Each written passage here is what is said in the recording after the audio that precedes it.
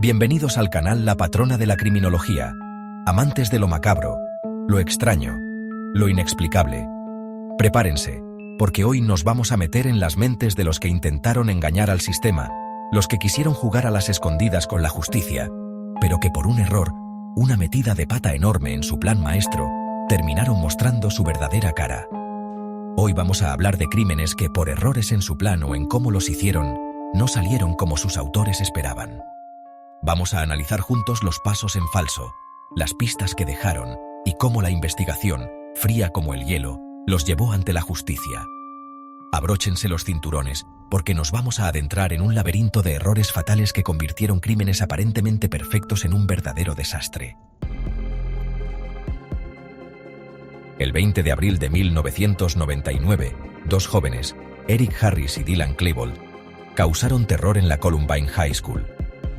Llenos de armas y con bombas caseras, su objetivo era simple: hacer el mayor daño posible. Lo que parecía un plan muy bien hecho, con meses de preparación, mapas del colegio y muchísimas armas, se echó a perder por un error enorme.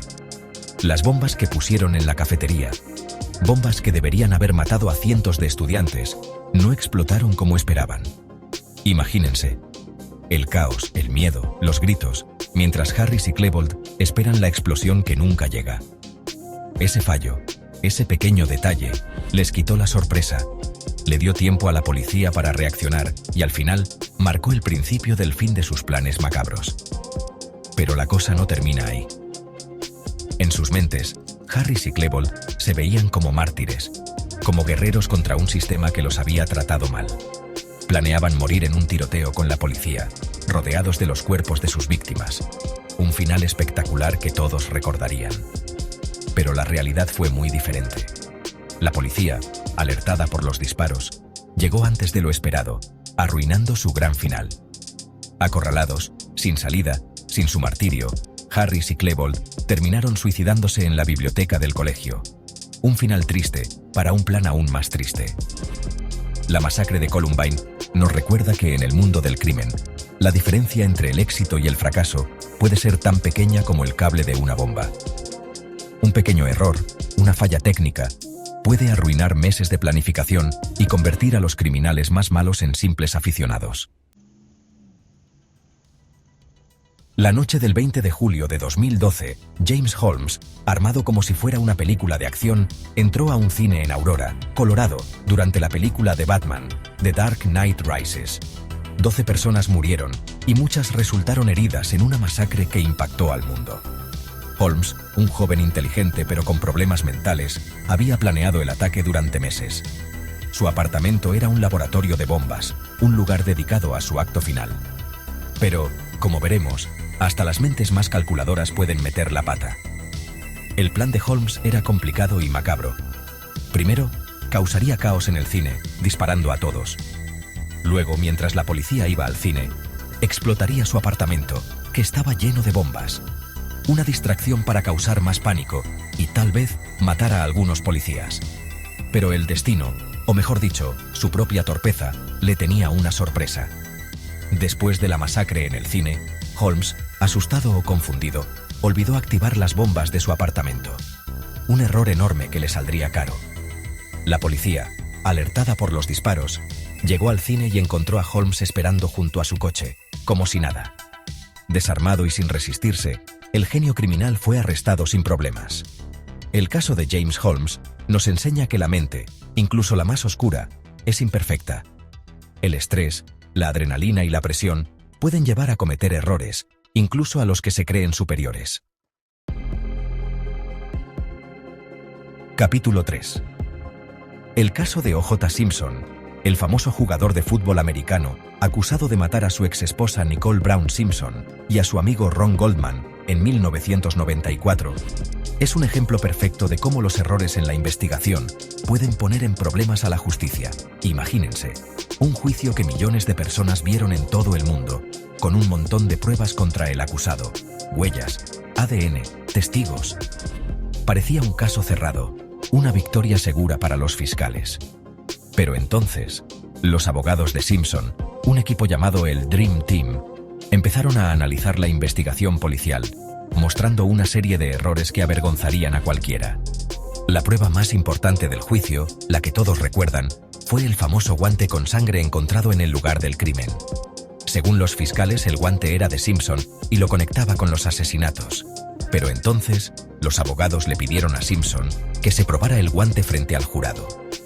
El resultado fue terrible para la acusación. El guante no le entraba. Las cámaras mostraron la sorpresa en las caras del jurado, mientras Simpson luchaba con el guante. ¿Cómo era posible que el supuesto asesino no pudiera ponerse el guante que supuestamente usó? Desde ese momento, los abogados de Simpson se enfocaron en crear dudas sobre la investigación policial. Dijeron que la evidencia había sido alterada, que los policías habían contaminado la escena del crimen y que el guante era una prueba más de la incompetencia de la policía. El resultado final todos lo saben. O.J. Simpson fue declarado inocente. Aunque todavía se debate si Simpson era culpable o no, lo que está claro es que los errores de la policía fueron muy importantes en el veredicto. Capítulo 4. Hoy en día, las redes sociales son un arma de doble filo. Para algunos, son una forma de comunicarse, una ventana al mundo. Para otros, como la protagonista de este caso, a la que llamaremos la Dama de Blanco, se convirtieron en la trampa que la llevó a su ruina. Imagínense, una mujer elegante, con una vida aparentemente perfecta, es acusada de matar a su pareja. Ella dice ser inocente, pero hay un problema. Sus redes sociales cuentan otra historia. Mientras la Dama de Blanco lloraba la muerte de su amado en público, sus redes sociales la mostraban de fiesta, sonriendo con amigos, como si nada hubiera pasado. Publicaciones, fotos, comentarios, un montón de pruebas digitales que contradecían su versión y la mostraban como una persona fría. Y no termina ahí. La Dama de Blanco, para desviar la atención, empezó a publicar teorías extrañas, acusando a enemigos imaginarios y creando un montón de mentiras que se deshacían con cada nueva publicación. La policía, mientras tanto, observaba con atención. Las redes sociales, que la Dama de Blanco creía controlar, se habían convertido en una mina de oro para la investigación. Cada me gusta, cada comentario, cada publicación, era una pieza más del rompecabezas que los investigadores estaban armando. El caso de la Dama de Blanco nos recuerda que en Internet todos dejamos un rastro, una huella digital que puede usarse para bien o para mal. Las redes sociales, si no se usan con cuidado, pueden ser la peor pesadilla de un criminal. Capítulo 5. El caso de Andrea Yates, la mujer que en 2001 ahogó a sus 5 hijos en la bañera de su casa en Texas, es una tragedia terrible que nos hace pensar sobre la salud mental, la maternidad y la justicia. Imagínense, una madre amorosa, dedicada a sus 5 hijos, cae en una enfermedad mental tan grave que la lleva a hacer algo impensable. Andrea Yates no era un monstruo, era una mujer enferma, consumida por la depresión posparto y la psicosis, que pedía ayuda a gritos, pero nadie la escuchó. Antes de la tragedia, Andrea había sido diagnosticada con depresión y había estado en hospitales psiquiátricos. Su esposo, sabiendo de su enfermedad, había sido advertido por los médicos sobre el peligro de dejarla sola con los niños. Pero la ayuda nunca llegó. El sistema de salud mental le falló a Andrea. Su familia no pudo o no supo ayudarla, y la tragedia, que se podía evitar, ocurrió. El juicio de Andrea Yates se convirtió en un debate nacional sobre la responsabilidad en casos de enfermedad mental. ¿Era Andrea Yates una criminal que merecía ser castigada o era una víctima de su propia mente, una mujer enferma que necesitaba tratamiento? El jurado, al principio, la declaró culpable, pero en un nuevo juicio, después de escuchar las pruebas sobre su enfermedad, la declararon inocente por demencia. El caso de Andrea Yates nos recuerda que la mente es frágil y puede enfermarse como cualquier otra parte del cuerpo. Y así, mis queridos amantes de lo oscuro y lo misterioso, llegamos al final de nuestro viaje por los laberintos de los crímenes imperfectos. Hemos visto cómo la arrogancia, la torpeza y el destino pueden convertir a los criminales más listos en víctimas de sus propios errores.